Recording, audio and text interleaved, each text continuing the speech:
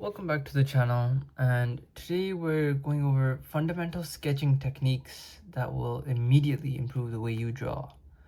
Whether you're just starting out or looking to refine your skills, these techniques are going to help you draw with more confidence and control. So let's get into it. Okay, so first thing is grip and pressure. This is something a lot of people overlook, like beginners. So if you're gripping it tightly like you're writing like this, you're going to make stiff, heavy lines. But instead, you should try holding it further back, loosely, almost like you're resting it in your hand. hmm This gives you much more freedom of movement, and from there, you just gotta practice varying pressures. And then with a further back approach, you get a light pressure for initial sketches, lines, and then you get up closer for heavier pressure. And this should only be used when you're like confident in your lines and you're ready to start the main process of your drawing. This alone will make your drawings look clearer and more intentional. So confident lines. This is a surprisingly big one. So a lot of beginners draw in short little scratchy strokes because they're afraid of making mistakes. And I really understand that. I was like that too. But what this actually does is make your drawings look like hesitant and messy. Like, for example, when I used to make little circles, I would be like I would try a lot of mini strokes to get a perfect circle. But that would also ultimately just make my sketch more messy and harder to clean up, as some of my strokes would get a little hard. But instead, try drawing from your shoulder or like elbow rather than your wrist. And take a deep breath, just be calm and understand that you just gotta commit to the stroke. And it doesn't have to be perfect, but a single confident line always looks better than like 10 nervous ones. So practice this by doing long, slow strokes across the page without lifting your pencil. Just like this. Just keep going nice and smooth rather than just like going like this and then trying to readjust yourself.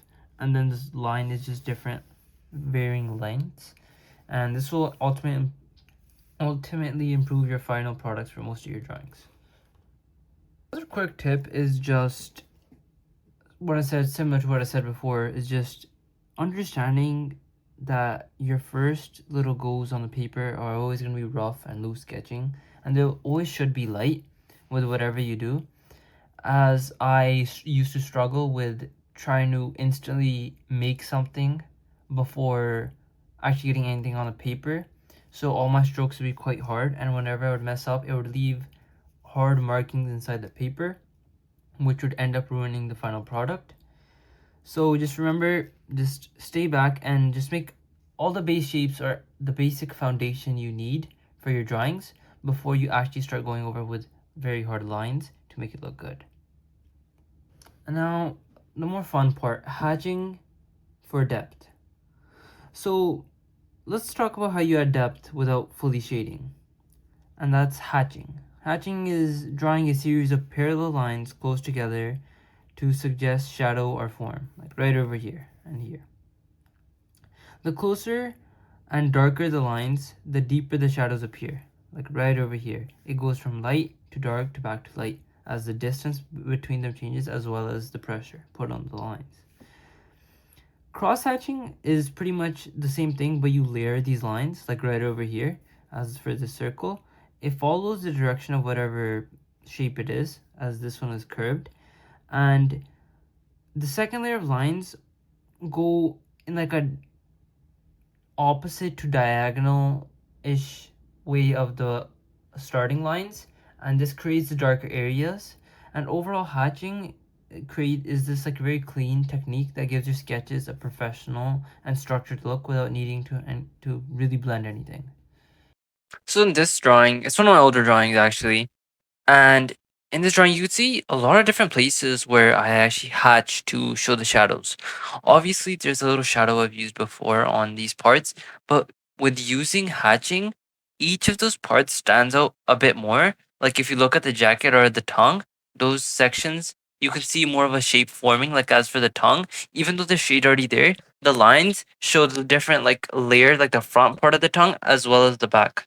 So to recap, hold your pencil loosely, commit to confident strokes like this. Start with a loose gesture, create a soft, easy foundation, and then use hatching to build the depth in your drawing. These are techniques that professional artists use every single time they pick up a pencil.